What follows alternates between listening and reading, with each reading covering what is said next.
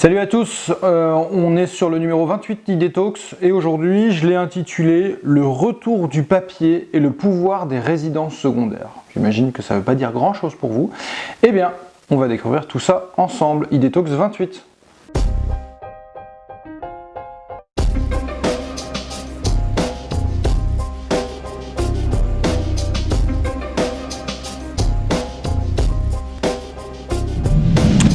Alors on va parler du papier, le retour du papier. Pourquoi? Parce que, vous le savez, moi j'aime bien le papier, sinon j'aurais pas une bibliothèque qui d'ailleurs déborde de plus en plus. Et en fait, je veux venir là-dessus et sur le lien avec le tourisme, parce que pour 76% des gens, les prospectus et les catalogues ne sont pas morts, et c'est même le premier déclencheur d'achat. Et il est dit que 7 Français sur 10 déclarent ne jamais acheter suite à une pub en ligne. Et là, il y a encore une étude qui est sortie qui parle de la crainte des consommateurs par rapport à la pub sur mesure en ligne targetée, à part les nouvelles générations qui sont un peu plus sensibles à tout ça. Mais on sent qu'il y a un retour en fait des magazines, des beaux magazines. Pourquoi? Parce que c'est très lié à la question de l'inspiration. On sait que les brochures avant dans les offices de tourisme, c'était par exemple la brochure sur les activités, sur les hébergements. On retrouvait des brochures sur les hébergements parce que sur Internet, il n'y avait pas grand-chose. Aujourd'hui, le rôle du papier, c'est de donner de l'inspiration aux gens.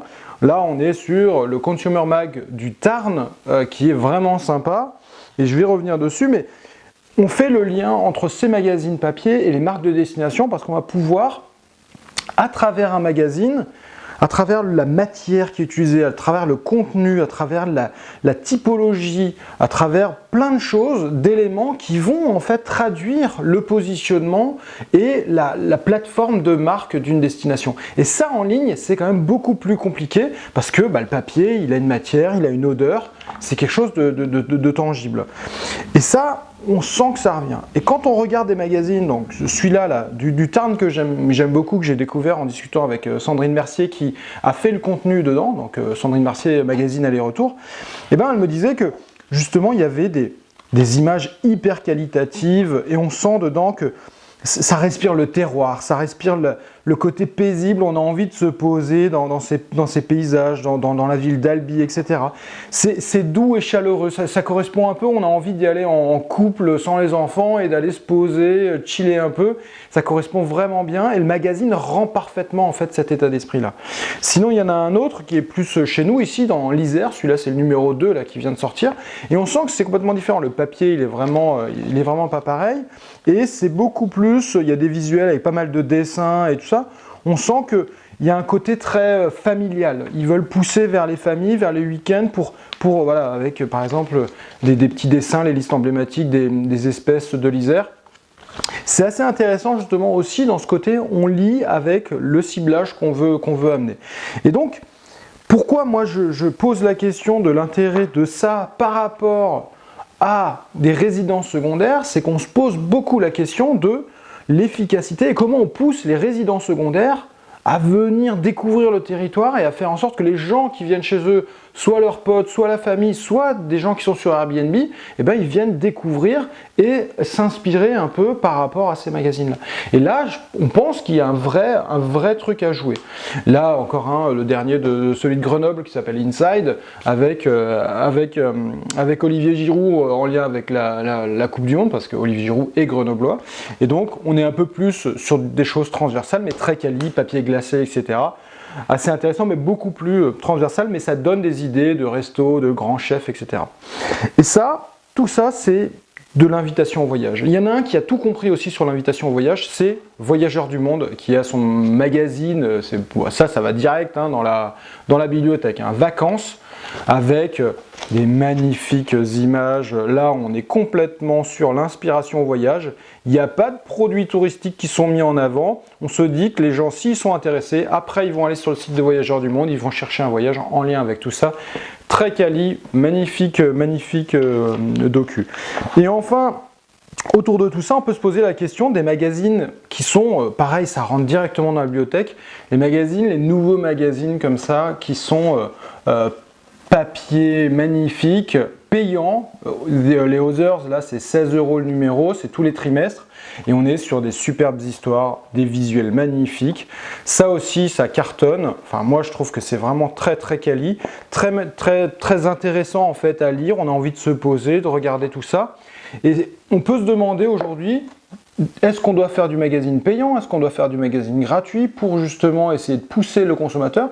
Ça se garde vraiment. Peut-être que les autres, celui de l'Isère et tout ça, on le garde un peu moins.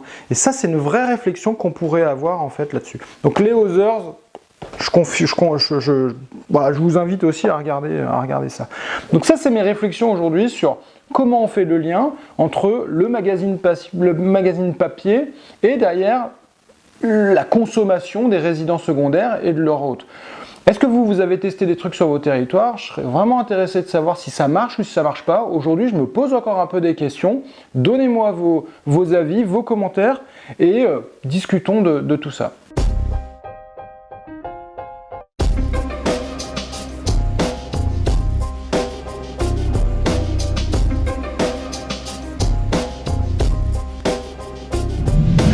Vu qu'on est dans le papier, j'ai décidé de vous présenter un peu des bouquins que j'ai bien aimés ces derniers temps, là, que j'ai lus.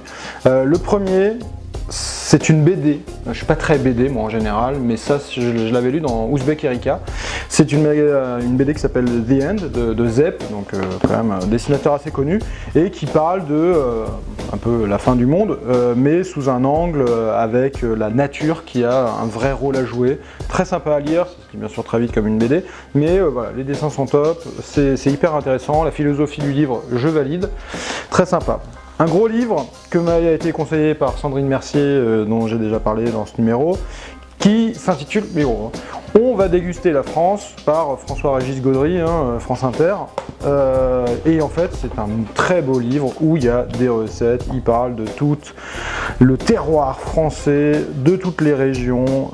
Franchement, c'est hyper joli, on a envie de se perdre dedans, d'apprendre de l'histoire de la gastronomie française. Les huîtres, enfin, il y a tout. On fait un superbe voyage culinaire là-dedans, c'est assez génial. Je vous le conseille. Un peu tôt pour un cadeau de Noël, mais vraiment c'est top. Autre livre que j'aime bien, qui est un truc qui s'appelle Cabin Porn, qui est en fait pour les fans de cabanes dans les forêts. C'est en anglais, mais il y a des superbes images de cabanes un peu partout dans le monde, sur différents styles. Ça donne vraiment envie de retrouver un peu ce qu'on avait fait en parlant du minimalisme, mais vraiment il y a des trucs assez top. C'est un petit bouquin comme ça se met bien sur une petite table basse comme ça dans un salon et tout le monde va l'ouvrir pour regarder, c'est assez top. Et enfin, un petit livre que moi je conseille qui est beaucoup plus ancien, c'est Emerson qui a fait un bouquin qui s'appelle La Nature. Moi je l'emmène souvent en rando parce que c'est pas très grand et ça se relie beaucoup. Donc il parle de la relation à la nature. Emerson, Ralph Waldo Emerson, La Nature. C'est vraiment un chouette petit livre où on philosophe sur notre relation à la nature. Je vous laisse là-dessus. Merci à tous. Passez un bon été, je ne sais pas encore si je vais faire un prochain numéro avant l'été ou pas, mais dans tous les cas, à très vite et n'hésite pas à commenter. Ciao!